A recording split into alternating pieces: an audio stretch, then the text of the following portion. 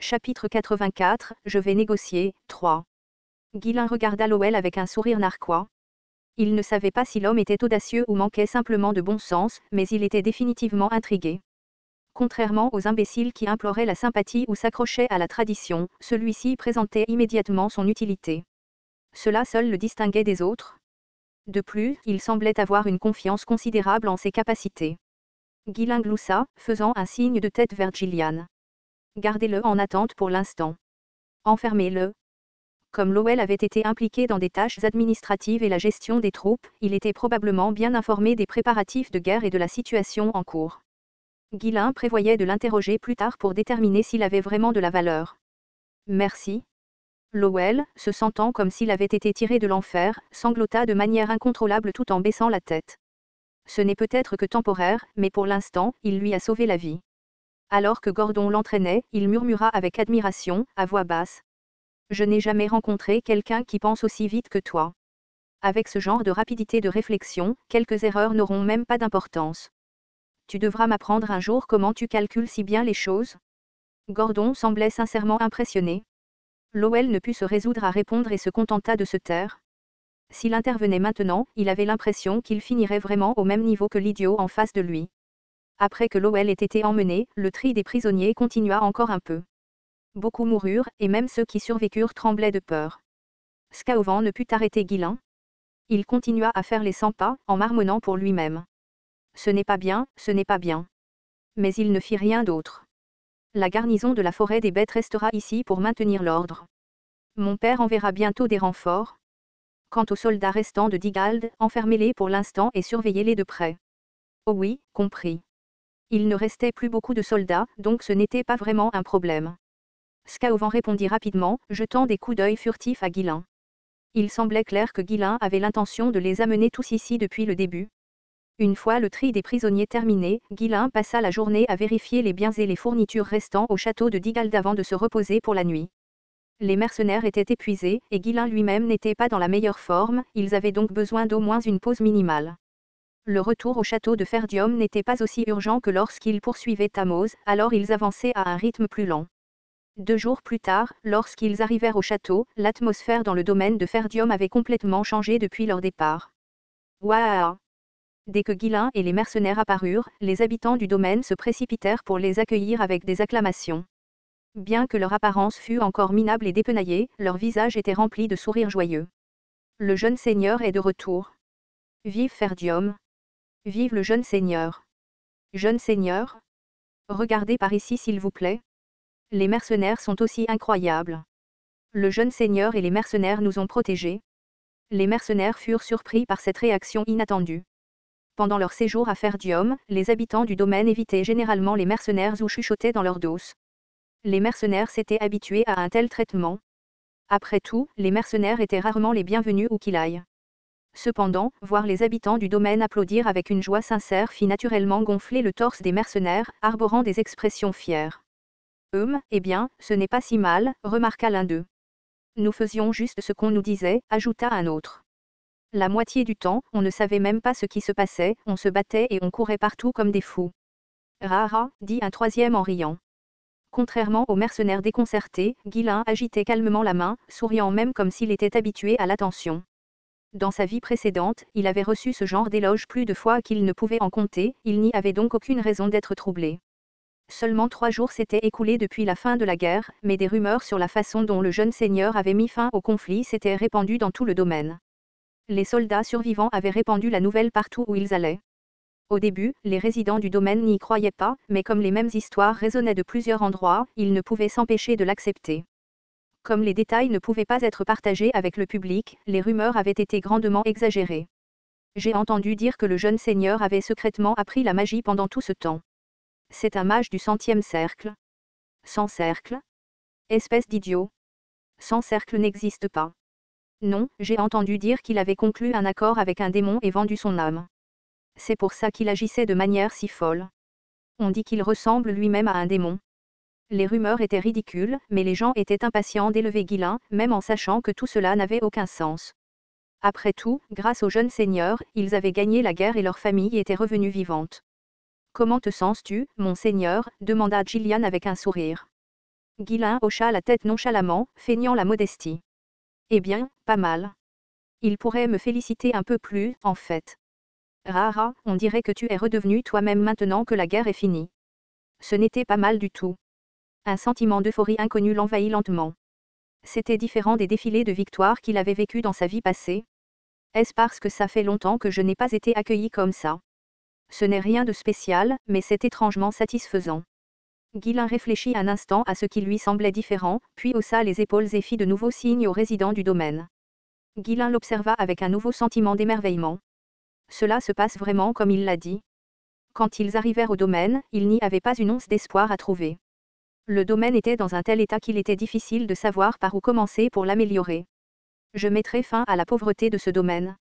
Pas avec une seule goutte d'eau, mais avec une averse. Lorsque Gillian entendit ces mots pour la première fois, il les rejeta comme de simples déclarations audacieuses d'un jeune homme. Mais les grandes promesses de Guilain devenaient peu à peu réalité. Il avait prédit la guerre et remporté une victoire miraculeuse. La pierre runique était toujours en leur possession, donc le domaine pouvait se développer rapidement à partir de là. Maintenant, Gillian était curieux de savoir jusqu'où ce jeune seigneur pouvait aller. Cela faisait longtemps que je n'avais pas ressenti une telle excitation. Au début, il avait juré fidélité simplement par sentiment de remerciement. Mais maintenant, au-delà de cela, il voulait voir l'avenir que Guilain envisageait.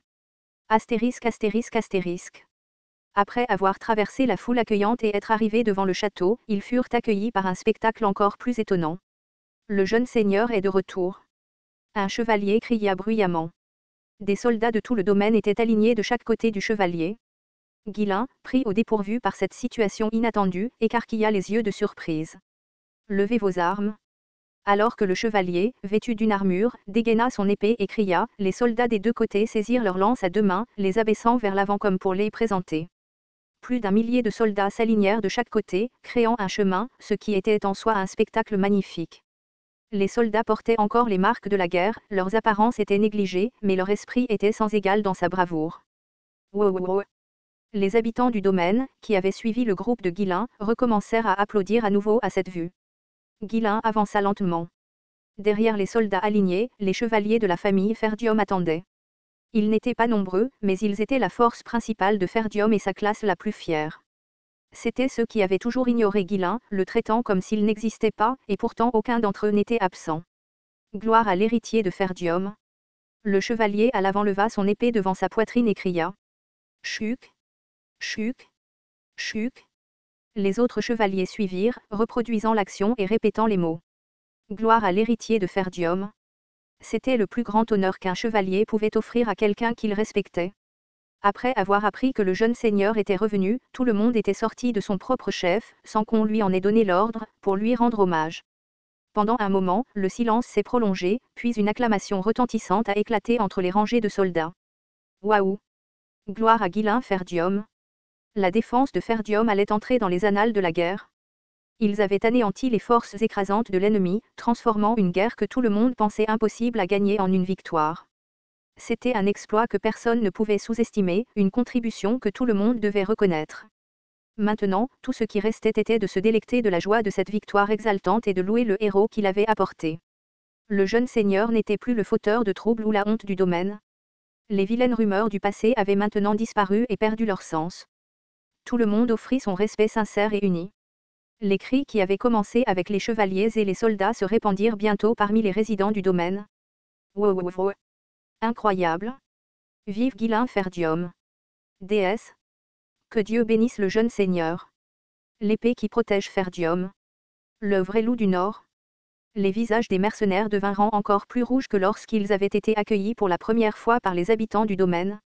Dire que ceux qui avaient été autrefois traités comme des humbles recevaient maintenant l'honneur du respect des chevaliers. Bien que le respect des chevaliers fût dirigé vers Guilain, les mercenaires sentaient qu'eux aussi recevaient des éloges tout aussi mérités. Ah, c'est bon d'être en vie. Être accueilli comme ça. C'est vraiment incroyable. Alors que Guilain regardait autour de lui les gens excités et ravis, il ferma les yeux. C'est différent.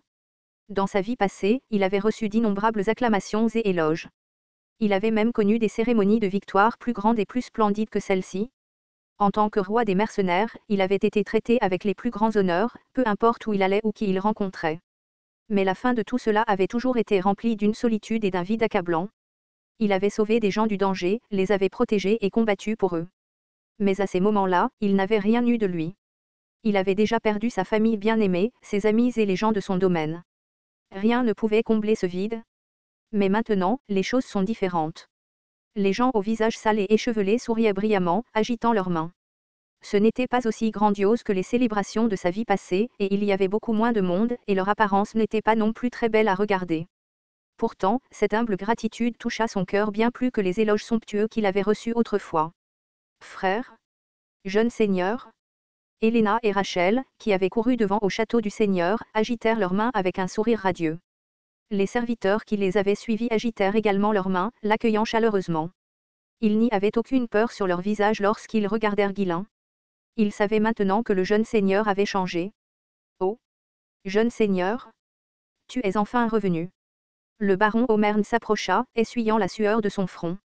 Même lui, qui grommelait et harcelait toujours Guilain, le salua avec un sourire joyeux.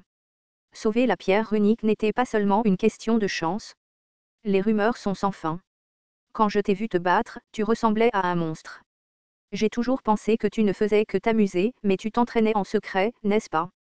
Albert, qui n'avait été que froid auparavant, souriait maintenant, et Rendalf ne pouvait cacher son air fier.